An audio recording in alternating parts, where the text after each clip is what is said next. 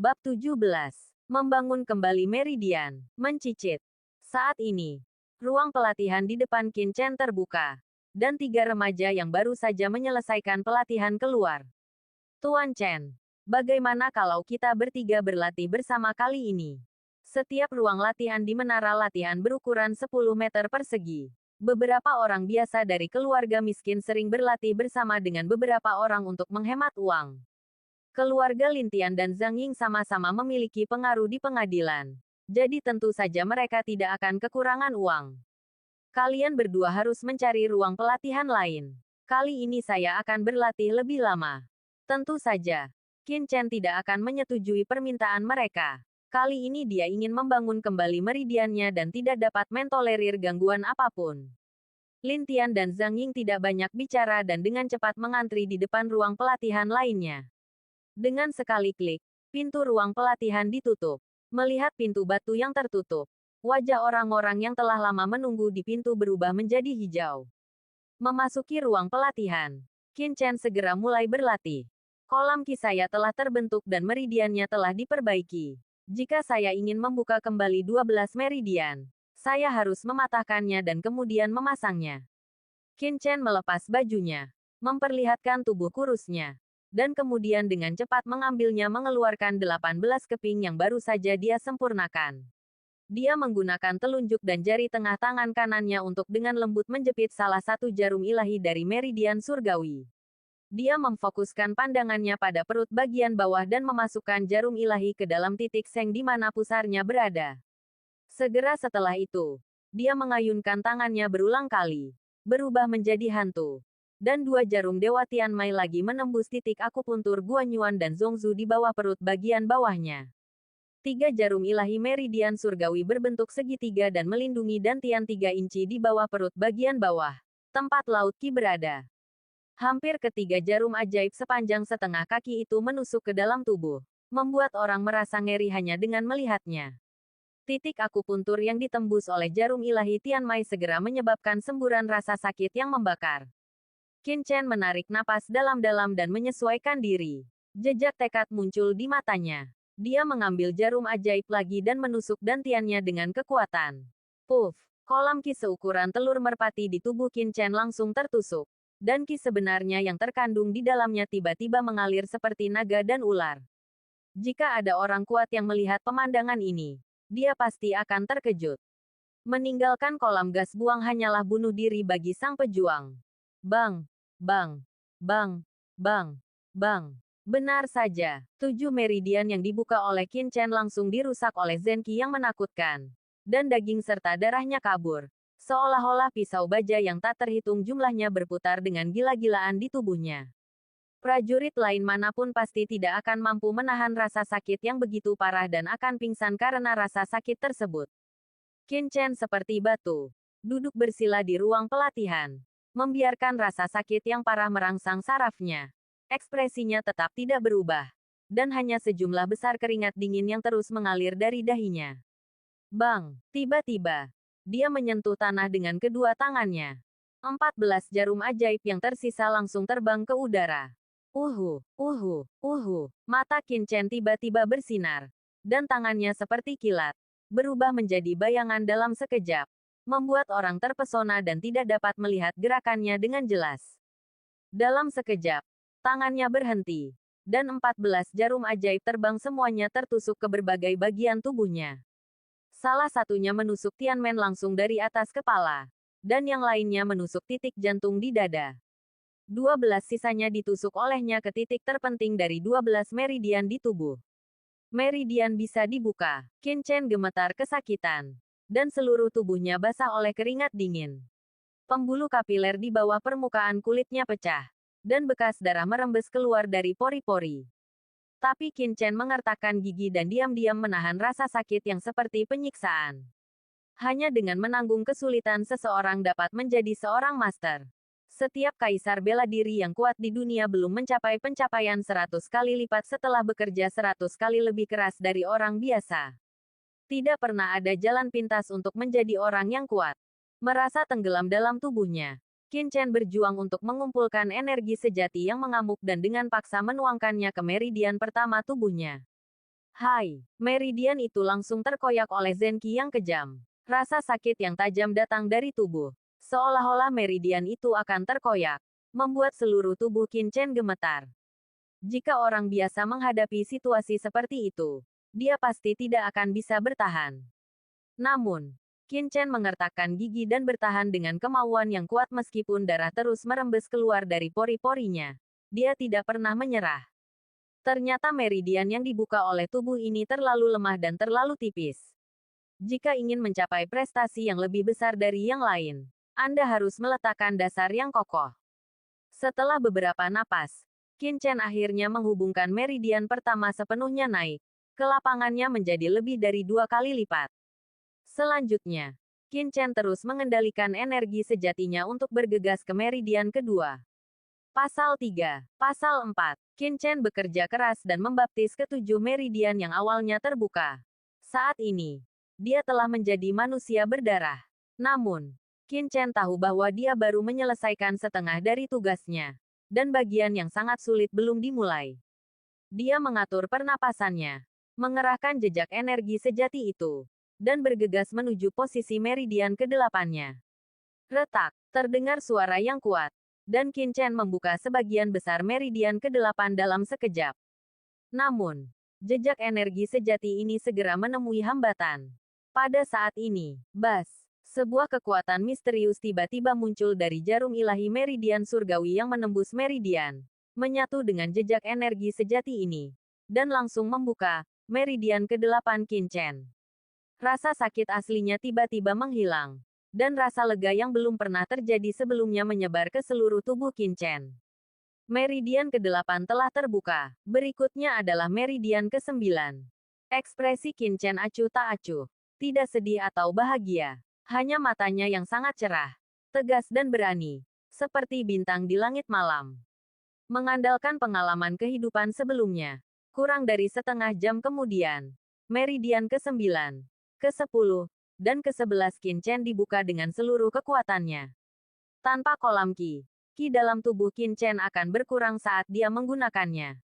Namun setiap kali Qi tidak cukup, jarum ilahi dari pembuluh darah surgawi yang menembus ke dalam tubuh akan selalu melahirkan kekuatan untuk membantu Qin Chen. Buka meridian. Setelah beberapa kerja keras, Qin Chen akhirnya mencapai meridian ke-12.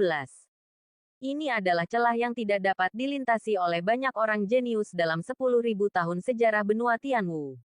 Saat ini, Qin Chen berlumuran darah dan tidak bisa melihat penampilan aslinya sama sekali. Rasa sakit yang parah membuat pikirannya mengantuk dan dia ingin tertidur. Tetapi dia mengertakkan gigi dan bertahan. Karena dia tahu bahwa begitu dia pingsan, semuanya akan berakhir. Mengumpulkan keinginan kecil itu, Qin Chen menggunakan metode rahasia dalam teknik Kaisar Dewa Bintang 9 dan mulai mempengaruhi meridian terakhirnya. Pada awalnya, proses dampaknya cukup lancar. Hanya saja seiring berjalannya waktu, sisa hembusan energi terakhir menjadi semakin lemah. Secara bertahap kehilangan kekuatannya. Dan kecepatan tumbukannya menjadi semakin lambat. Dan kekuatannya menjadi semakin berkurang. Bab 18. Buku kuno misterius. Melihat sisa vitalitas terakhir akan segera habis. Tidak. Itu tidak bisa berhenti. Itu tidak boleh berhenti. Bagiku. Demi ibuku.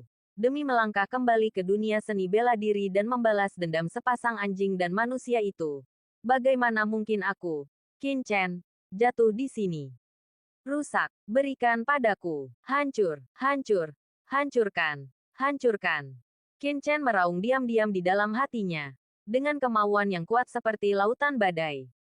Harapan ada di hadapan Anda. Dan Anda harus berhasil membangun denyut nadi Anda. Qin Chen mencoba yang terbaik. Mengerahkan seluruh kekuatan mentalnya, dan bergegas menuju momen terakhir meridian ke-12 bersama dengan jejak energi sejati. Boom! Seperti petir di hari yang cerah. Suara memekakkan telinga langsung bergema di benak Qin Chen. Suara gemuruh membuatnya hampir pingsan, dan seluruh pikirannya berdengung.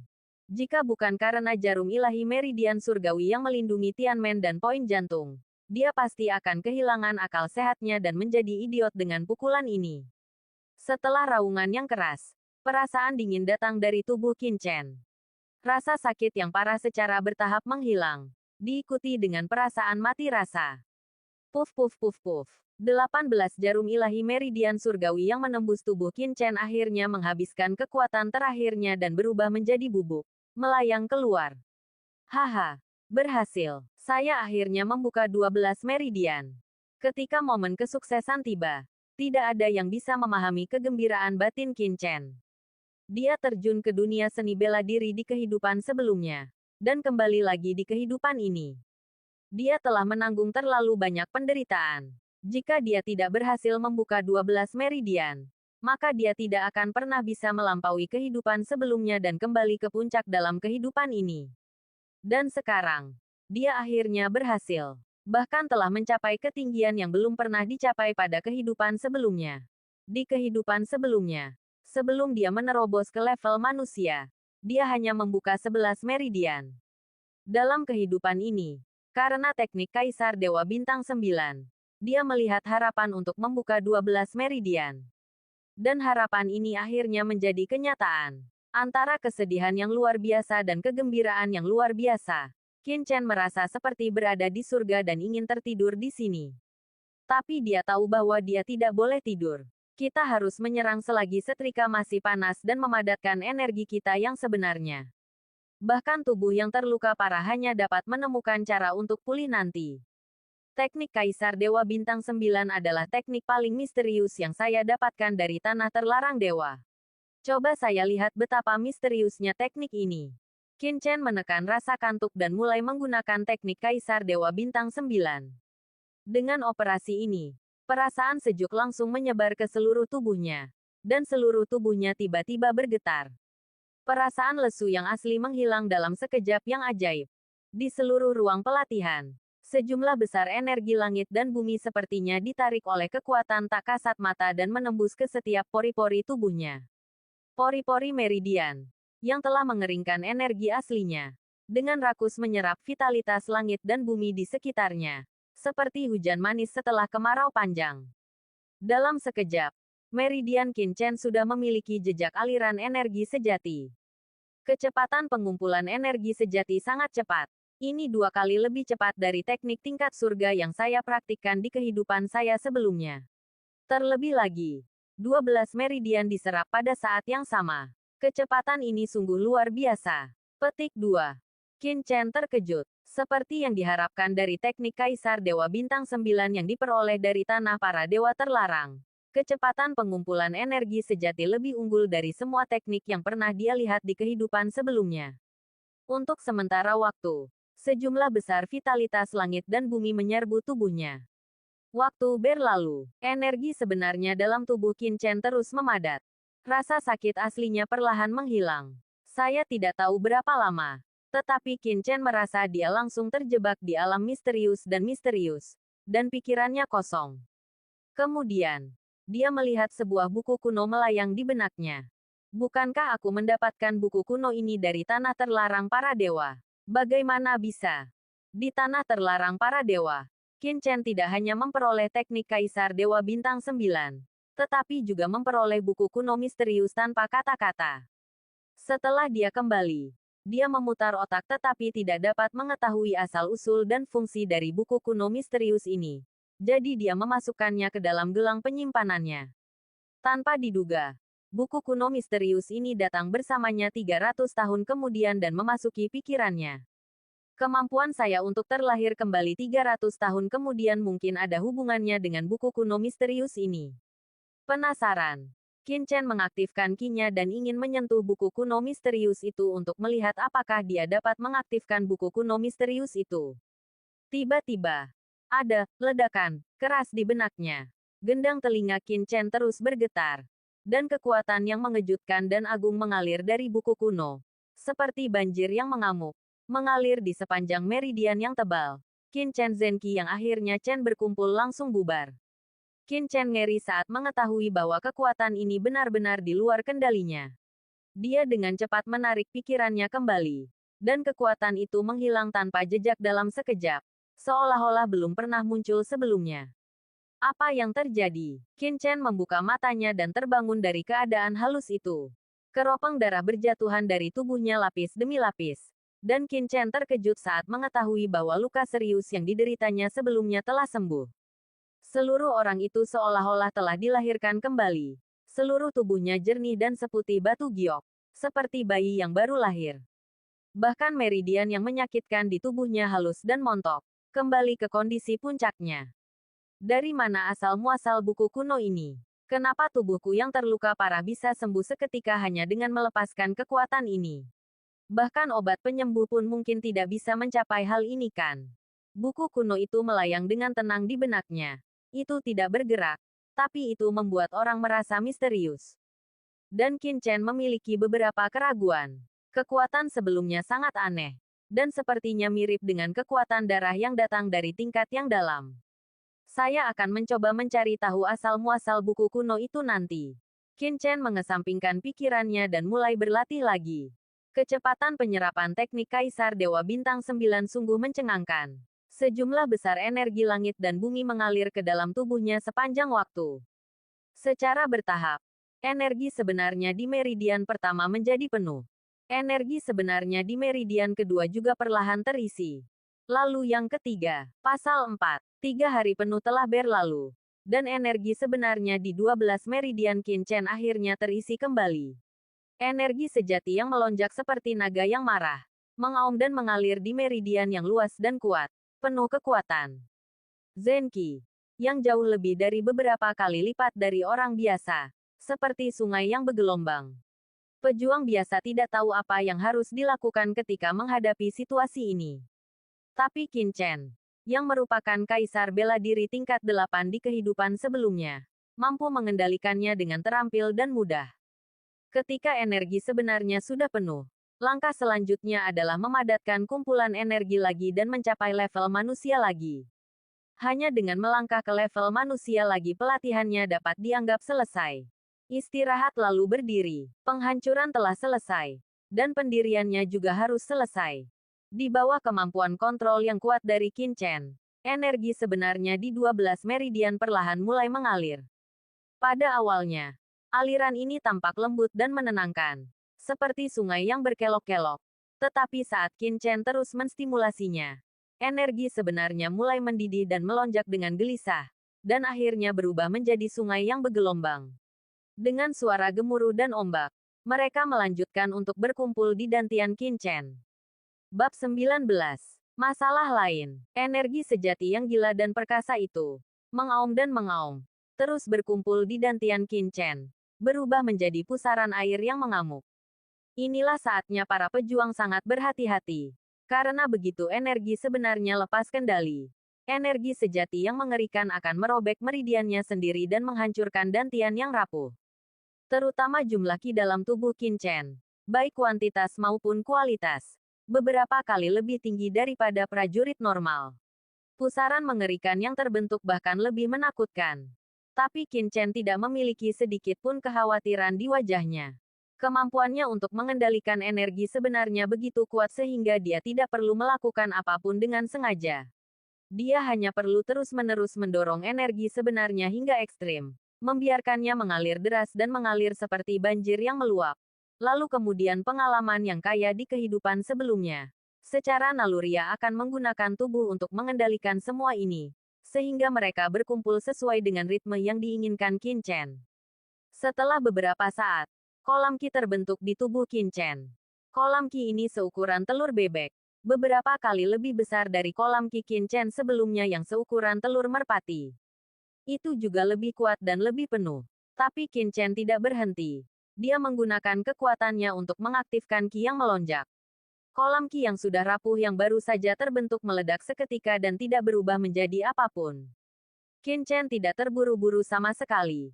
Dia mengumpulkan energi aslinya lagi dan mengumpulkannya dengan gila-gilaan di dantiannya, membentuk kumpulan energi lagi. Kolam ki ini lebih besar dari kolam ki sebelumnya yang sebesar telur bebek, dan bahkan lebih kaya lagi. Namun Qin Chen masih mengalahkannya lagi. Setelah 7 atau 8 kali ini, kumpulan ki seukuran kepalan tangan akhirnya terkondensasi di dantian Qin Chen. Tapi kali ini, tidak peduli bagaimana Qin Chen menggunakan energi aslinya untuk menyerang, kumpulan ki tetap tidak bergerak. Baru setelah itu dia puas dan mulai perlahan memperkuat kumpulan ki itu sendiri dengan ki aslinya. Kolam ki, yang jauh melampaui orang biasa, perlahan menjadi stabil. Setiap kali berputar, ia mengeluarkan ki dalam jumlah yang luar biasa, yang dengan cepat menyebar ke setiap meridian di tubuh Qin Chen.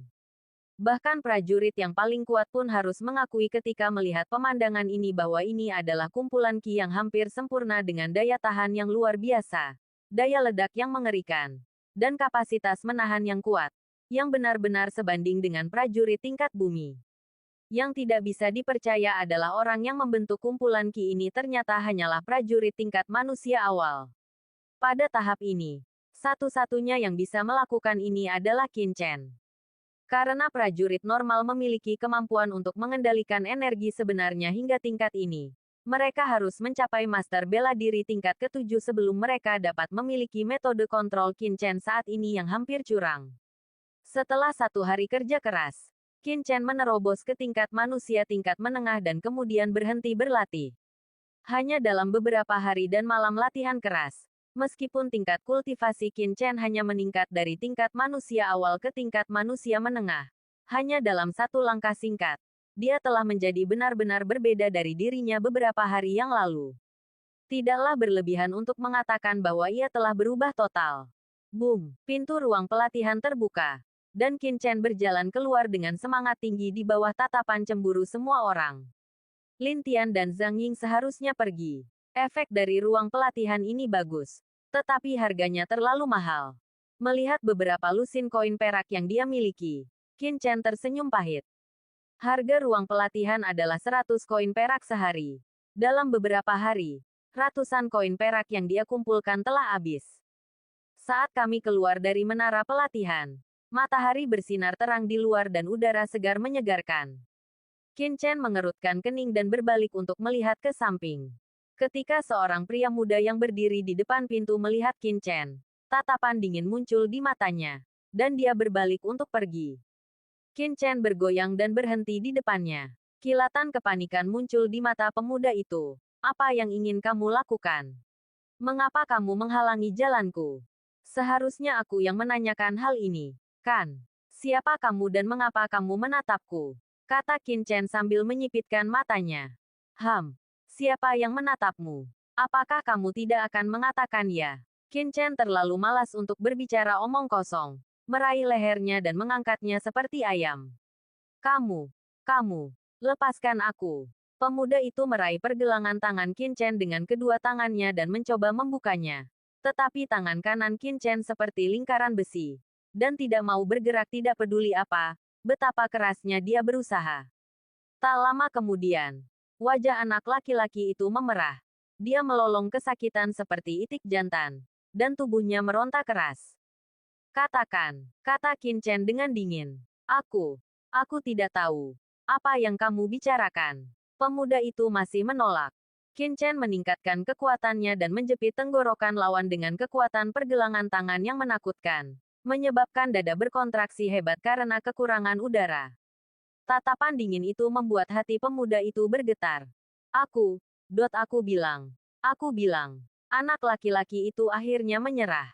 Bang! Qin Chen melepaskan tangannya, melemparkan orang lain ke tanah, dan menatapnya dengan dingin. Tuan Wei Zhen meminta saya untuk mengawasi Anda. Dia menemukan Lin Tian dan Zhang Ying dan mengetahui bahwa Anda sedang berlatih di menara. Jadi dia meminta saya untuk menjaga di luar menara. Begitu saya melihat Anda keluar, saya pergi untuk memberi tahu dia. Pemuda itu kesakitan. Dia jatuh ke tanah, terengah-engah, menatap Qin Chen dengan ketakutan di matanya. Dia bisa menjamin bahwa jika dia tidak mengatakan apa-apa sekarang, dia mungkin akan dicekik sampai mati oleh Qin Chen. Itu dia lagi. Mata Qin Chen menjadi dingin. Di mana Lin Tian dan Zhang Yingren? Apakah mereka baik-baik saja? Saya tidak tahu. Mereka dibawa pergi oleh Tuan Wei Zhen. Dengan dingin. Di mana Wei Zhenren sekarang? Di halaman rumahnya sendiri. Saya tidak tahu apa-apa. Saya hanya bertanggung jawab untuk mengawasi Anda. Bawa saya ke sana segera.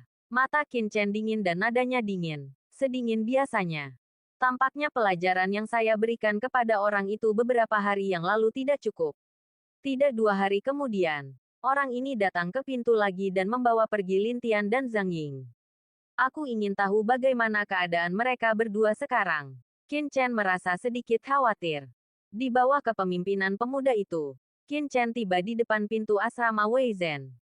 Itu, di sini, kata pemuda itu sambil menunjuk ke halaman di depannya. Selain asrama multi orang yang disiapkan untuk warga sipil, Akademi Tianxing juga memiliki beberapa asrama individu yang sangat mewah. Asrama ini seperti villa dan bahkan memiliki taman sendiri. Asrama ini sangat pribadi dan dipersiapkan untuk anak-anak bangsawan yang berkuasa modal, dari. Tepat ketika Qin Chen mendongak, anak laki-laki yang memimpin jalan tiba-tiba melompat seperti kelinci dan bergegas ke taman sementara Qin Chen tidak memperhatikan. Pada saat yang sama, dia berteriak, "Saudara Zen, anak itu datang. Dia akan datang." Bab 20. Wei Zhen. Qin Chen mencibir dan tiba-tiba menendang sebuah batu di depannya. Pop, batu seukuran kepalan tangan itu langsung ditendang oleh Qin Chen dan menghantam punggung pemuda itu seperti meteor. Dengan keras, pemuda itu tiba-tiba jatuh ke tanah. Mulutnya dipenuhi darah sumbangan. Dan dia jatuh ke tanah sambil meratap kesakitan. Qin Chen berjalan perlahan ke taman dengan cibiran di wajahnya. Seluruh taman kosong. Tidak ada orang di sekitarnya. Beberapa bunga dan tanaman ditanam secara acak. Pintu ke halaman depan terbuka sedikit.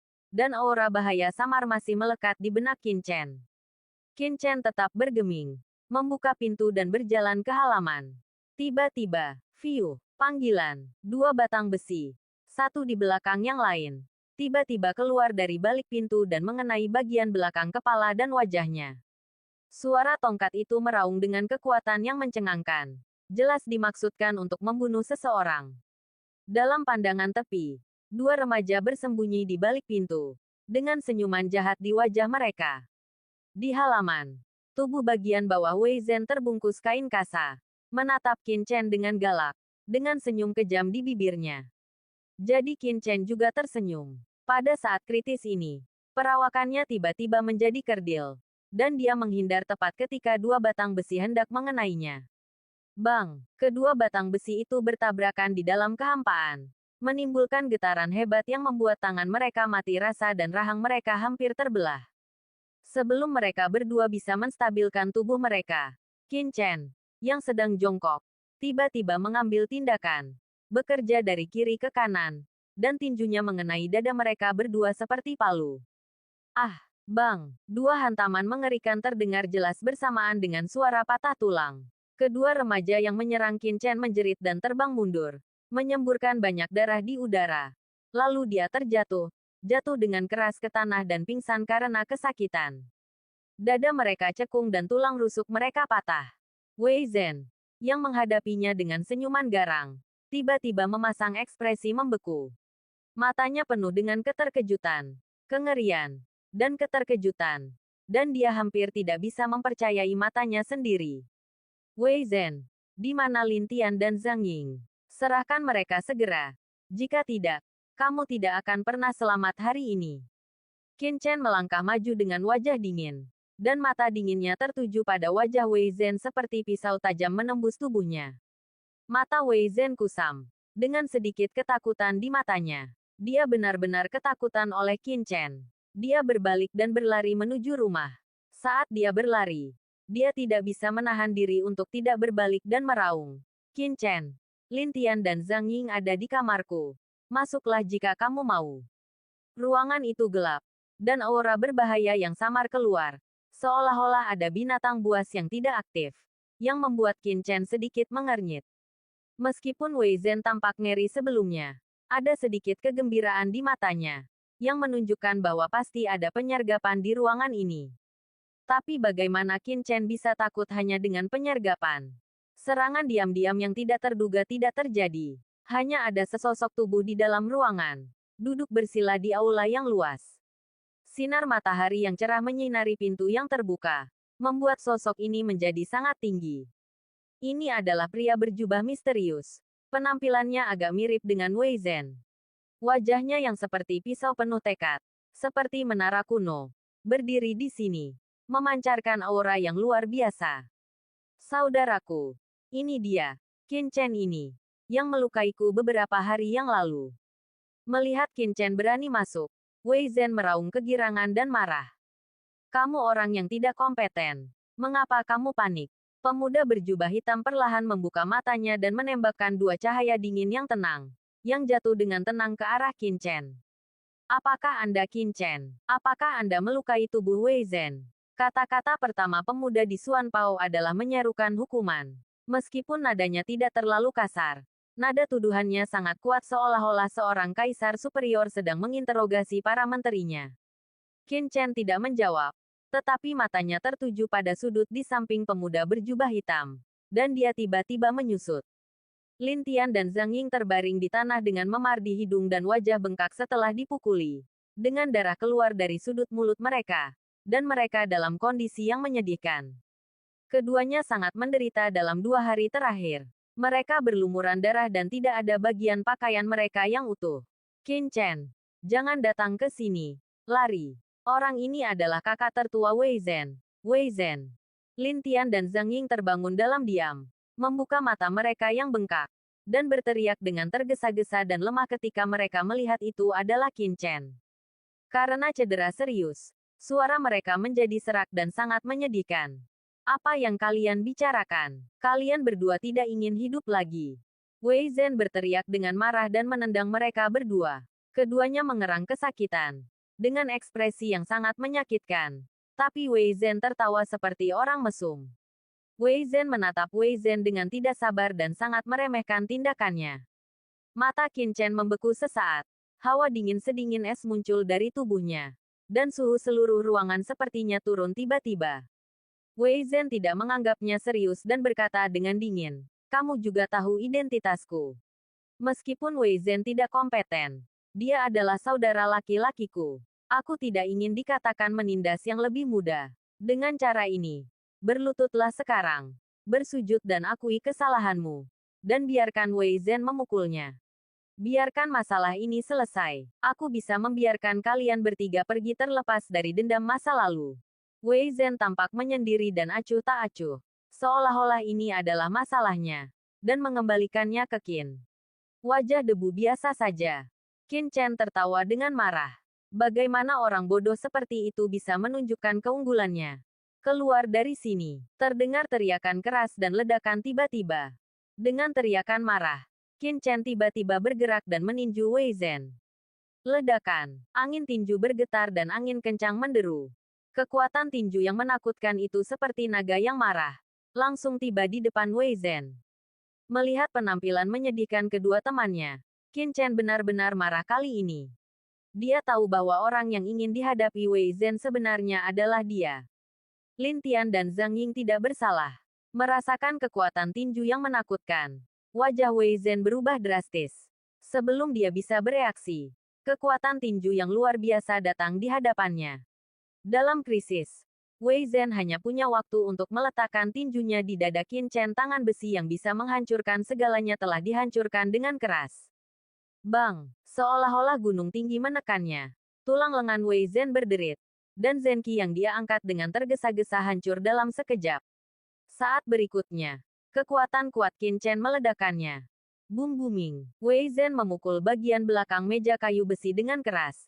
Dan meja kayu besi yang keras dan tebal itu langsung hancur berkeping-keping. Dan serpihan kayu beterbangan kemana-mana dan berserakan di lantai. Kamu! Wei Zhen tertegun dan menunjuk ke arah Qin Chen dengan jarinya. Seluruh tubuhnya gemetar seperti sekam. Matanya ketakutan seolah-olah dia sedang melihat setan berdiri diam.